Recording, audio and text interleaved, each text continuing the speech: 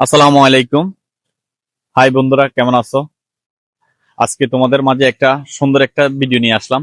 আমার পিছনে যে ভিউটা দেখতেছো, কি পরিমাণ মেঘ দেখো আশেপাশে।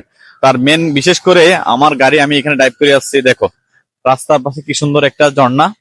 আল্লাহর প্রাকৃতিক দৃশ্য দেখো, রাস্তার পাশে ঝর্ণা, ঝর্ণা অসুন্দর সুন্দর। মাশাআল্লাহ, আল্লাহর প্রাকৃতিক দৃশ্য কতটা সুন্দর, কতটা মনোমুগ্ধকর সেটা পাহাড়ে আসলে বোঝা যায়। আসলে পাহাড় এক এক সময় এক এক ধরনের।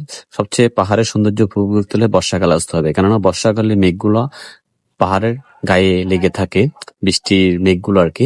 আমি বর্তমানে খাগড়াছড়ি দিকে রওনা দিচ্ছি। খাগড়াছড়ি আমার থেকে প্রায় 10 থেকে 12 কিলোমিটার আগে।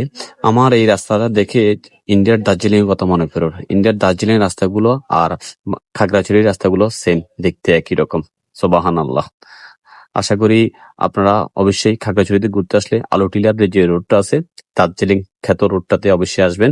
এখানে অনেকগুলো পর্যটক স্থান আছে।